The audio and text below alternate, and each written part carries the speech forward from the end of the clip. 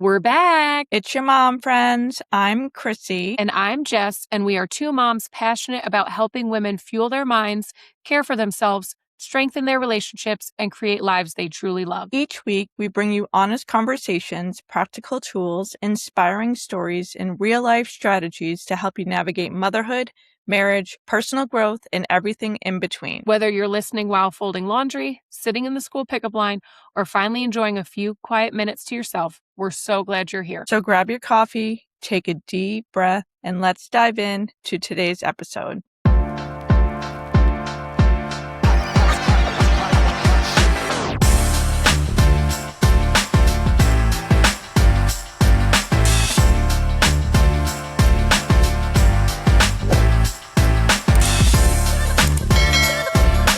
Let's get started. Julie, thank you so much for joining us today. We have a special guest with a really cool background who I think is going to be a huge blessing to our listeners.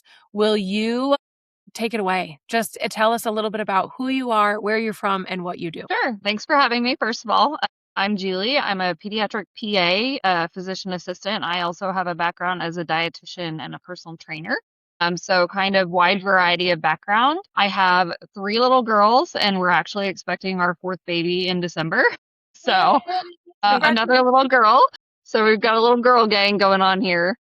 And I'm just excited to kind of share about pediatric nutrition, really, wherever the conversation leads us. Awesome. Well, thank you for being here. I know that this is a topic. Chrissy and I have talked about this, nutrition and fueling our kids. And it's something that we both, well, I would say I struggle with. Chrissy, it's a non-battle for Chrissy. She's open about that. It's something that I do struggle with.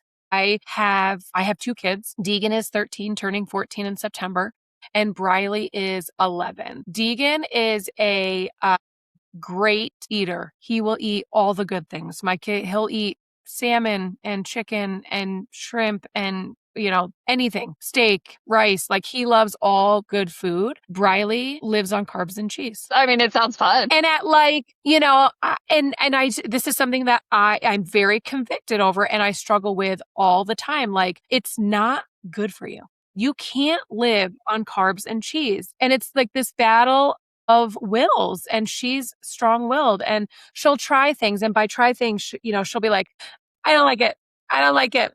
And it's like, you didn't even try it. And so I go between this, like, forcing, like, okay, no, you're eating what we're eating. And then it's like, I don't want to create unhealthy food patterns or behaviors that she's going to be like 20 and trying to undo. Like, my parents made me eat, it's not like I'm feeding my kid liverwurst. This is what I tell her. Like, I'm not making you eat stuff that's gross. But am I doing more harm than good by letting the food habits continue? Or am I doing more harm than good by trying to force her to, like, grow her palate and need to fuel her body with, like, good nutrition? I think the biggest thing is that we need to give kids an opportunity to get involved in the kitchen. And I think that is one of the best ways that we can actually expand their palate and expand their variety of foods that they're eating. And that really, I mean, that can be, yours are a little bit older than mine. I have 6-year-old twins. My youngest is about to be 4. And so, we're kind of dealing with some of the toddler, just I'm going to try and be in control. And that's something I can control more so with my 3-year-old right now. The twins have really come a long way. I mean, we did, I'll kind of start at the beginning. We kind of did the baby-led weaning kind of approach when we introduced solids with our kids. And so they were eating table foods. They were eating what we were eating. I did not do a lot of purees. Initial foods, we did soft stuff, but I didn't buy baby food in a jar. We have pouches on hand for convenience, but that wasn't the bulk of what they were eating. And so they were eating what we were eating, just in appropriate portions and appropriate shapes and sizes and textures for where they were at developmentally. And I'm not saying my kids are perfect eaters by any means, but we've gone through phases with each of them, and each kind of on their own, even with the twins who are being kind of raised in the exact same environment at the same time and developmentally the same stage, where, 2 out of the 3 will eat the meal great. And then the third is like, nope, I don't like it. And so I think that the biggest things that I have to offer is not being a short order cook, not creating a separate meal for your child, because even if you are putting some safe foods on their plate, allowing them to have things that you know that they're going to eat so that they're being nourished, whether that's cheese and bread or whatever, they're getting some calories in, they're growing, all of that, but then having small portions of other things that you're trying to expose them to and not taking one no for a definitive answer on something. You got to expose kids to things over and over and over and over and over again. And it may click on the 15th try, it may click on the 100th try, and they may never like it, but we also implement what we call like no thank you bites. So if there's something that they look at and they're like, yeah, I don't like it, you got to eat a couple bites and then you can say no thank you if it's something that you don't like today. And we try it again the next time. And I mean, I would say my pickiest of the three, she ate shrimp the other day willingly and was like, oh, this shrimp is so good, and it's like, of all the things, like for her to be like, yes, she asked for it. She was like, I want you to make shrimp tomorrow.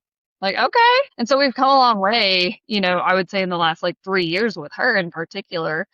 I've got one twin who will eat all the fruits and vegetables and pretty much anything, but she's my twin who has celiac disease like me. And so we're having to navigate other food struggles with her, social situations, having to be different, which is a whole nother conversation we might get into. But we've got her who will eat pretty much anything. And then you've got the other two who I would say eat pretty well, but the 3 almost 4-year-old, she's kind of going through, she used to be a wonderful eater and now she's going through the, I don't like it, I don't want it, I don't like it, I don't want it, the control thing. And so I think giving them ample opportunity to try foods over and over, and it's going to seem daunting, but giving them that exposure and then again, getting them involved in the kitchen can really help. I love that. And it's funny because what you are recommending, and I would say like you're an expert, is kind of like the exact I've been doing this for a while, yeah. Yeah. Is the exact opposite of little old me and what I would do, because I've always said, well, I'm not a cook. And everybody knows that. My listeners know that. My husband cooks. I don't cook. Yeah. And I have 2 adult children and I have a 14-year-old still at home and I have an adult stepson as well. And so I raised my adult children on, and I'm just going to say it, processed food. Quick. I was a busy social worker living in survival mode, single parenting, and we ate a lot of processed food. And I'm not the greatest cook. I mean, I can cook, don't get me wrong. I just don't like it.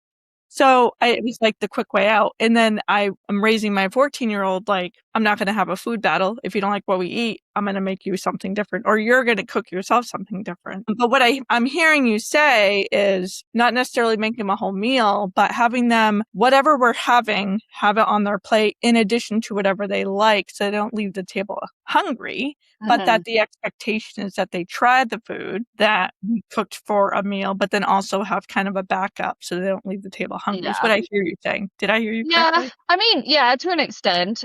I would say we're hardly ever making a completely separate something safe. It's so like, say we've got the other night, it was like the pasta with the buttered shrimp and some broccoli and then some fruit, making sure that there was a ratio of buttered pasta and a smaller ratio of shrimp for the one that wouldn't, the younger one that's, I don't know if I like that. And just being like, okay, you like, and putting sprinkles on it, Parmesan cheese. They like sprinkles.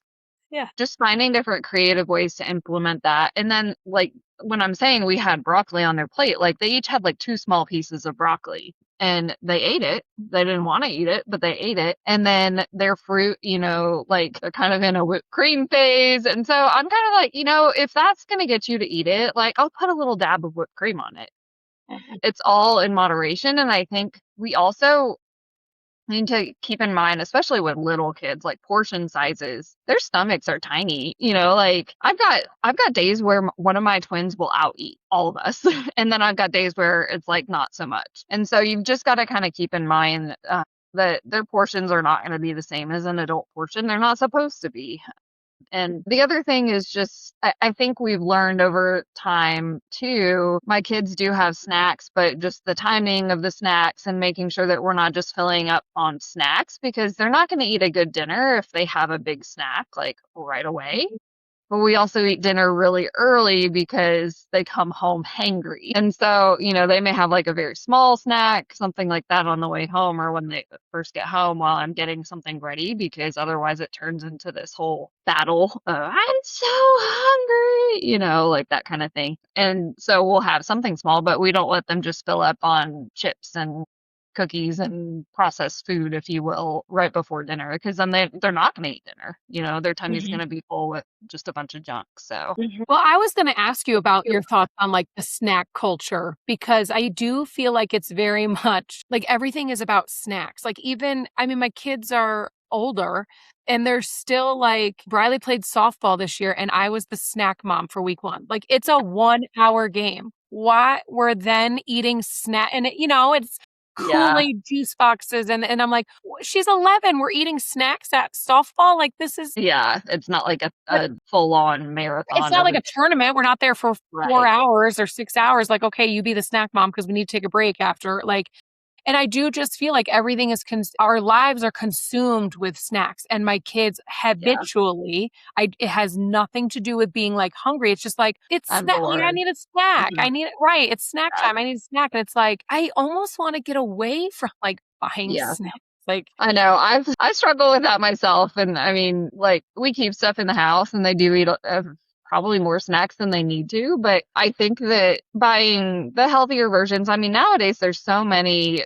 I mean, gluten-free aside, like there's so many things that you can buy that are like better alternatives to some of the junk food that is out there, even at like Costco and Sam's and Target and Walmart now. Like they've got better for you alternatives, and so I think swapping some of those snacky foods for the better for you alternative is one step. But then also, I've seen some people like say, this is your snack pile for the day. Like you've got 3 things. If you eat all of them in the morning, too bad, so sad. There's different approaches you can have with it. And then I think also, the other thing, and this goes to adults too, is making sure that when you're giving them a snack, it's not just like pure carbs, because that's just going to burn off quickly. It's going to make their blood sugar go up and then down, and then they're going to be left hungrier. So, pairing things. So like a cheese stick and some fruit, or an apple with some peanut butter, just something that's got like that combo of protein and fat with the carb, or protein or fat with the carb, is helpful as well. And I think that is the missing link. I think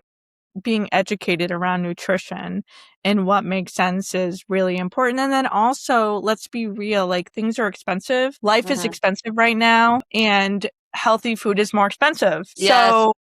So creative You don't want to ways. know what I spend with having to buy Yeah, gluten-free everything too. I bet. So like creative ways to provide healthy options for our families without breaking the bank, right? Yeah, yeah. I mean, there's a lot of stuff that you can, I mean, I would say, because both my husband and I work part-time now, but life is crazy, that I don't even do this as much as I should.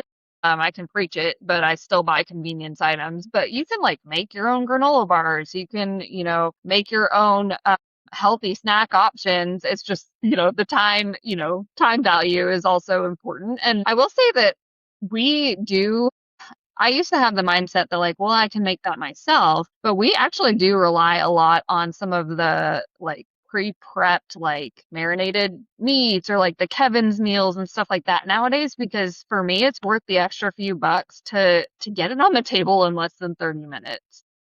And so pairing something it's already seasoned, it's already, ready to go. You just have to like throw it on the skillet, add a starch, add some veggies, and you're good to go. I have allowed myself to do that. Now, is it a little bit more expensive? Yes. You got to kind of pick your battles at this point, though. Because for me, it's like I'd rather spend a little bit more on something that I'm going to cook at home than order in, or get food to go, or spend, go through a drive-through, which like that's not really a huge option for us with the food, restrictions that we have in our house. But I would rather spend a little bit more money on a convenience, like healthier convenience item that's easy to prep than eat out or do something like that. Yeah.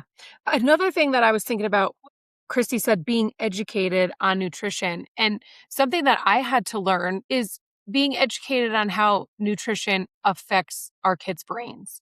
Yeah. So Megan is somebody who has ADHD. He struggles in some areas. He also is gluten-free, dairy-free, nut-free. So we live in that world of like food restrictions, and none of them they're all quality of life. His body doesn't like these foods, therefore he's inflamed and all of these things. He doesn't asphyxiate, or that word, but He's not like going anaphylactic. Yeah. yes, he doesn't need an EpiPen, but I see complete shifts in his body when he has certain foods and how it impacts him. And so becoming, I just don't think that they're like Chrissy said, when she raised her first two, I remember going into my pantry and we lived on like Elio's pizza and fruit roll-ups and, those like Little Debbie's cakes were like a Nutri-Grain bar was like the healthy part of our lunch. Better. Yeah. Right. We didn't know better. Then that was, we lived on, what were those, like SpaghettiOs and stuff like that. And so the awareness now to like how nutrition affects our bodies and how it affects our brains is something that I'm fascinated in learning, just watching the changes in him that I see when when he has certain things. Now it's tough because it's like, okay, he's going to be 14. Like at some point he's going to be able to choose what is worth eating. Sometimes he'll go to his friends and he'll be like, I just want the pizza. It's totally worth it. And I'm like, is it really? And at some point he's going to be able to make those decisions. I think it's interesting seeing it through the lens of a child. And I've said this a few times. So I was diagnosed with celiac when I was 18. So I went my full childhood without restrictions, but always had tummy problems, and later found out that's why. It was harder. It was a lot harder back in 2004 when I was diagnosed to eat gluten-free and to eat out and to have a social life with it and all of that. But now my daughter, one of the twins, she was diagnosed at like 2.5, 3 years old. So very young. We caught it early. We screened her because of my history. We've screened the other two. Thankfully, they're negative, but so far, time will tell. Hopefully they won't end up with it. But it's interesting navigating that as a parent, because it is age appropriate for her to throw a tantrum at her pre-K graduation because she didn't get a cupcake because I didn't know they were serving cupcakes, and usually I bring them and blah, blah, blah. Mm-hmm. It's not okay for me to throw a tantrum because I can't have a cupcake at a work meeting, but I'm like, I feel that like to my core, and seeing it through your child and being like, the social aspect has been the hardest part for me, watching her deal with that. Because even if we bring something, we have a birthday party later, we're going to bring a cupcake for her. There's inevitably always something that is different, and she's feeling different, and it's that social thing. So like with your teenager, it's like, I totally get that. And some kids, have to figure it out themselves. She's now 6, has already noticed like even some of the gluten-free food. She's like, these just don't make my tummy feel great, like some of the sweets, and she'll self-limit, like she'll just kind of stop and be like, I've had enough. That's going to make my tummy hurt. And maybe I'm just blessed with a child that is good at self-regulating, but I feel like, I don't know, it's just kind of an interesting dynamic with the social aspect of eating. Because like you said, everything in our world revolves around eating, and it's just wild. I mean, I don't know how many times I've literally had to like sit and watch everyone else eat at a work thing because they either forgot or didn't clue in that, oh yeah, some people might not be able to have this. So it's just like, again. Yeah. So you have a website, Julie, right? That you offer some resources or information for people? Yeah. So I have a website. It's kind of in its infancy. I used to do a lot of like nutrition coaching, and then I became a PA and kind of put that to the side and kind of rebuilding that kind of aspect, in all my spare time. But yes, people can reach me on my website if they have questions or, need resources or things like that. I'm happy to help out. That's awesome. Are you still doing like coaching on the side, or are you? I kind of dabble a little bit here and there. I'm kind of, limited with my time right now. I'm still working part-time as a PA. So I work in the hospital 2 days a week. And then of course I have 3 young kids. So I kind of do it when I can. So I'm very kind of selective. I don't really have like set hours that I do it, but in certain cases I'll take on. So you're a PA, you're a pediatric PA, right? Yeah. Yeah. So did this birth from your own, like, okay, I turned 18, I had celiac, and now like, where did the nutrition passion piece come from? Yeah. Was it birth off I have a long answer for that. I'll try to pare it down.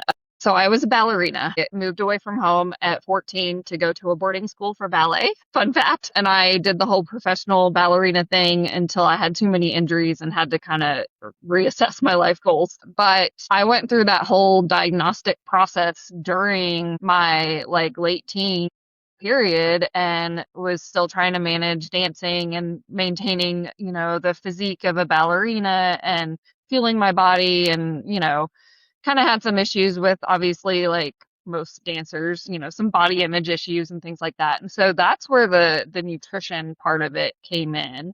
I worked initially for a private practice doing some sports nutrition, and then I worked at the pediatric hospital, more clinical nutrition, things like that. And then while I was there, I just decided, okay, I'm going to go back to school and be a PA.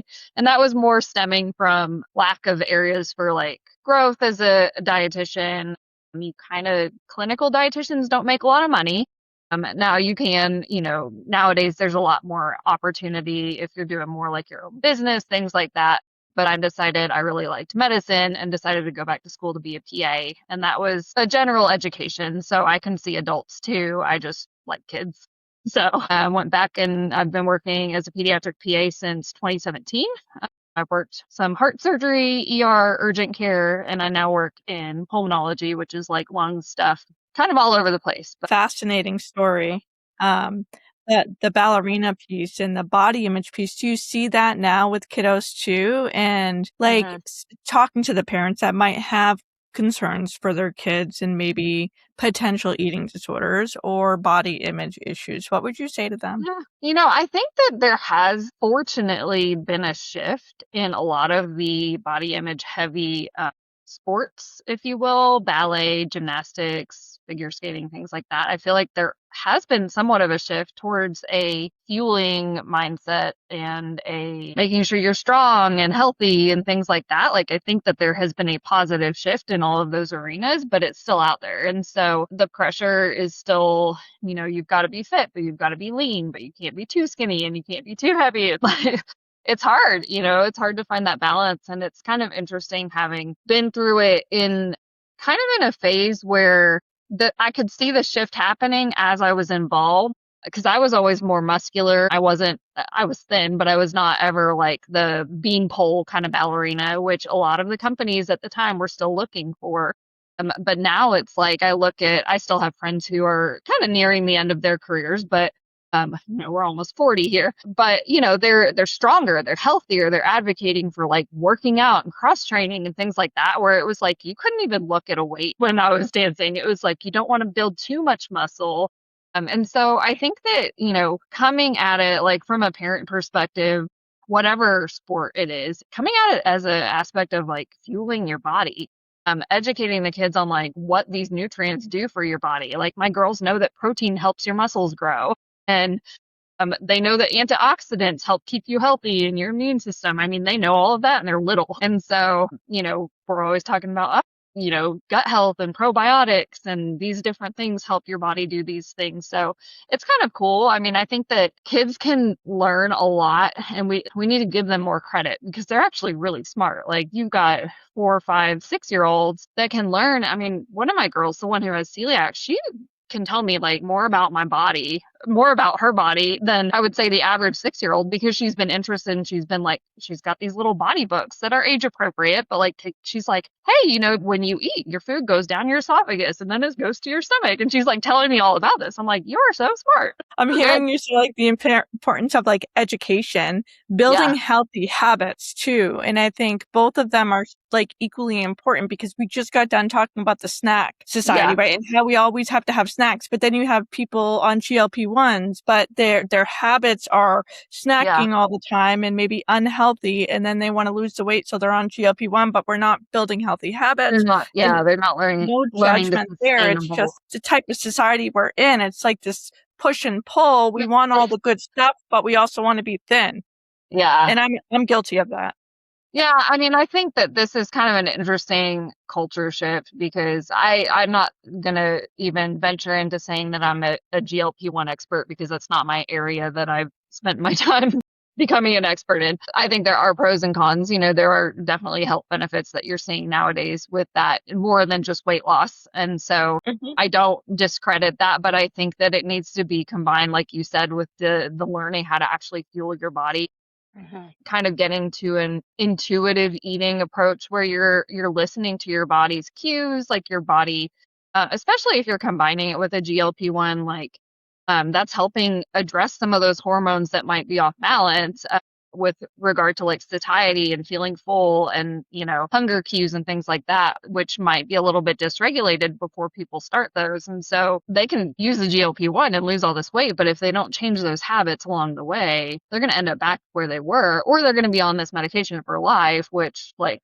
I said, I'm not an expert in that. I don't want to even venture into Yeah. an area that I'm not extremely researched in. But there's also that mental piece. Like I read a story the other day about a woman who shared how she hated her body and, wanted nothing more than to like be thin and feel good in her skin. And she has since lost like 130 pounds. And now she still hates her body because it's all saggy skin and she hates the way Yeah, she looks in the bathing. And it's like, she was like, I had no idea. Like, it was not about my size. It was about like loving myself. Like, I yeah, have to oh yeah, learn how to be comfortable in my skin. And the only way to make changes is to change. You can't love yourself if you don't love yourself now, you're not going to love yourself after you lose no weight. doubt. You have to like educate yourself and like be confident, like build our confidence and it's something amazing shifts when you start to take care of yourself. Like Yeah, the clarity and the confidence and just the feel good that comes with like fueling your body and getting sleep and drinking water and moving your body. Like I got to a point where it was like I don't even care what the scale says. Like I feel good and I'm proud of myself for taking care of myself, and yes. that's really what matters to me. Yeah. Well, and I think, I mean, this is going to get like a little emotional or mushy, but like for me, I've dealt with actually, I haven't even showed this part, but like in the last couple of years, I've dealt through a major surgery. I actually went from not having diabetes to surgically having diabetes. I had some autoimmune stuff, had my pancreas removed. So I've had a lot of changes in the last couple of years. And just like learning to accept, like I've got a massive scar down my middle. Like I laugh because I had twins and I had a third child and I didn't have to have a C-section, and now I've got this massive scar down my belly. But I'm like, I'm proud of what my body has done. Like I've survived that, and becoming a mother too, just like seeing what your body can do. I'm sure you guys can attest to that. Like watching your body grow a human and then like nourish a human. And I was able to breastfeed my girls, which I was proud of. And just kind of doing all that. Like I look back at like 13, 14-year-old Julie who was like, I hate my body, and I'm just like, man, if I only like had the perspective, which I know Mhm. that comes with time and age and life experience, but I'm like, my body looks totally different than it did at 13, but I'm like proud Mhm. of it. I'm proud of Mhm. how far it's come. And the mental part is such a huge aspect of it because like you said, you can go through all this physical change, but if you still don't love yourself and like work on Yeah. your Up here.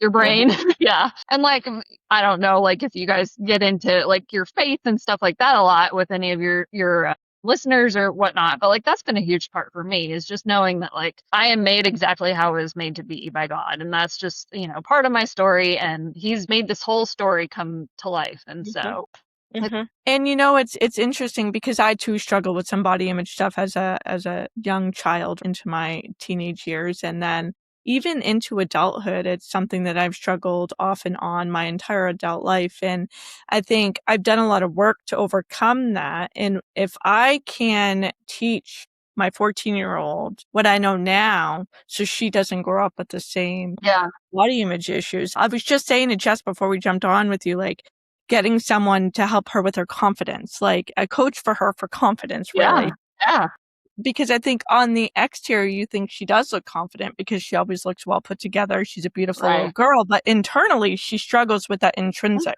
like liking herself. And so it's so important. We try to foster, like that internal confidence, and it's hard even at 5. Like one of my daughters has curly hair, and the other one's it's more straight or wavy, and I hate my curly hair. I'm like, your curly hair is so beautiful, and everyone compliments it, but like you just can't see that. And so just trying to, I this is curled, but like I have naturally like wavy hair. I try to like let my hair go naturally now because she likes to see that mommy's confident with her hair like that too. And so I never want my girls to see me like criticizing my body or saying I hate this about me or like, oh, I look fat today. You know, those words are not in our household.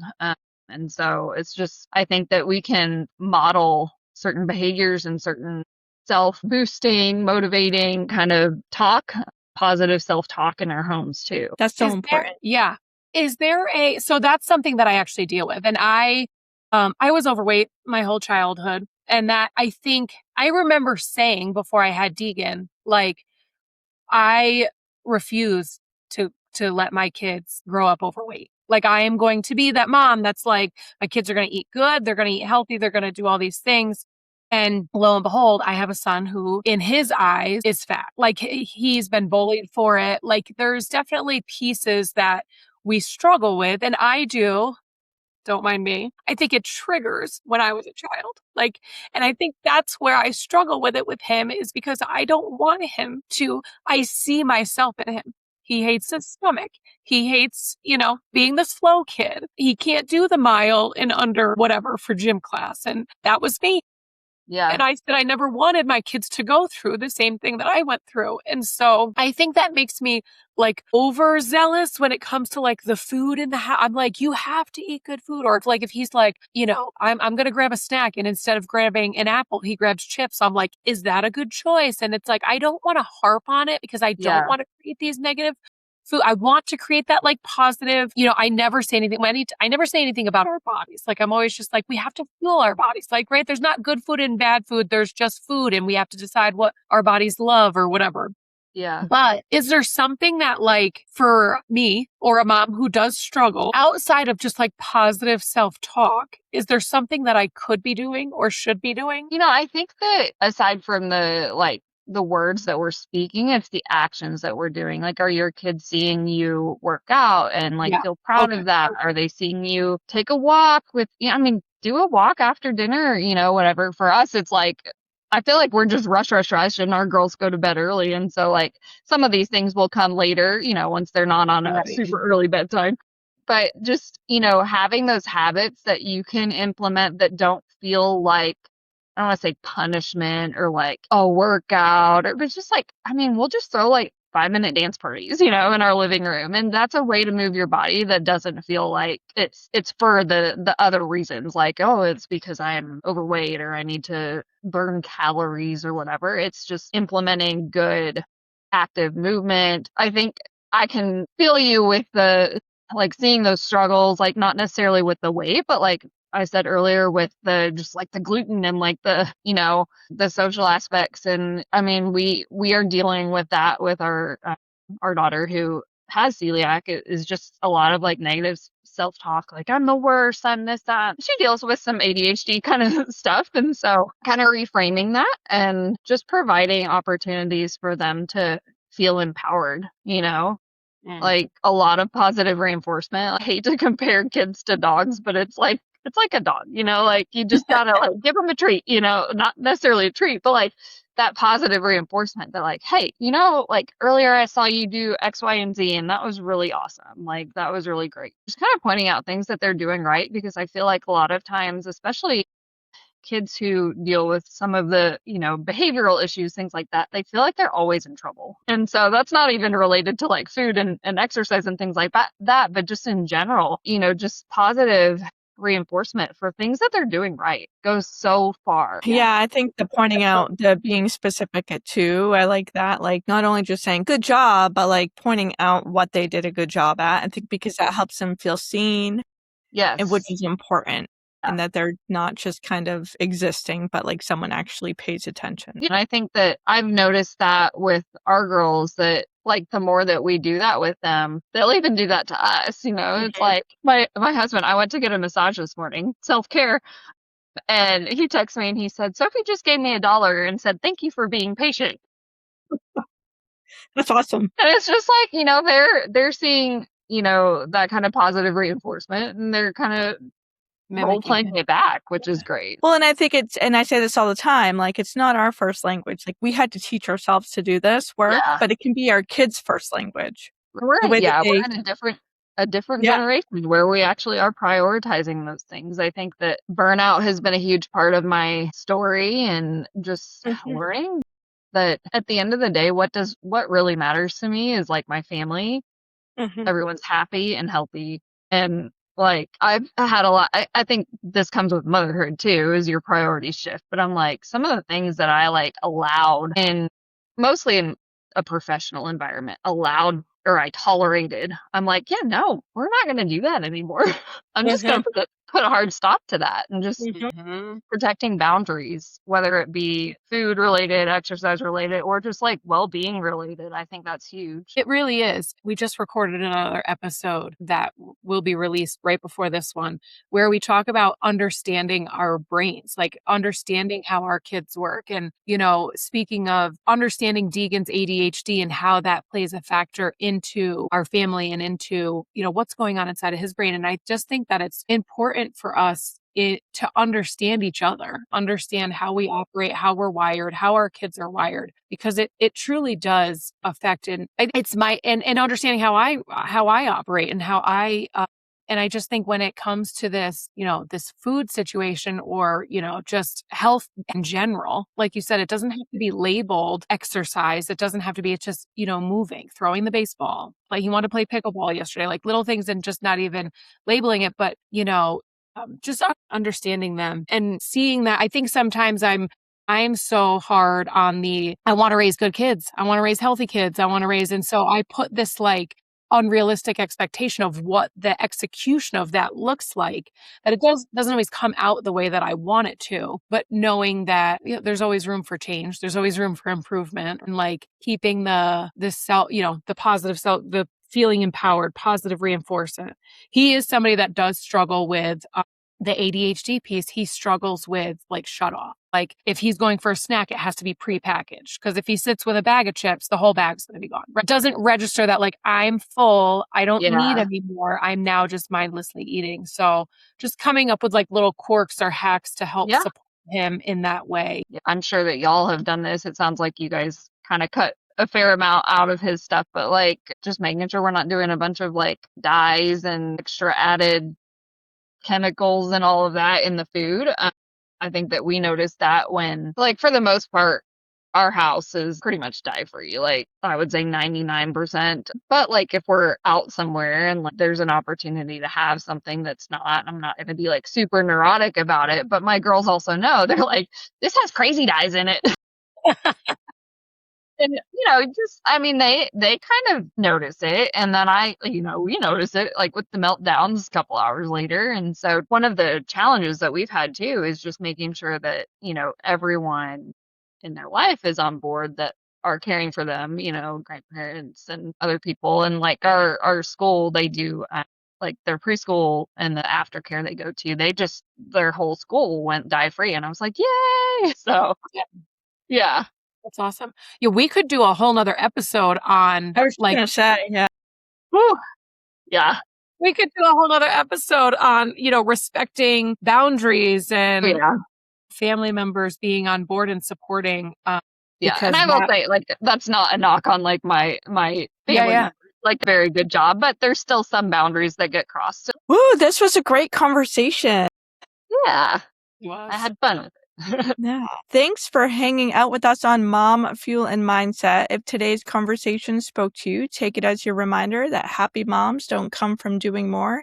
They come from choosing themselves and owning their growth. And if you loved this episode, please be sure to subscribe, leave a review, and share it with another mom who needs a little fuel and a mindset shift today. Until next time, keep showing up for yourself, keep growing forward, and remember, happy moms own their growth. See you soon.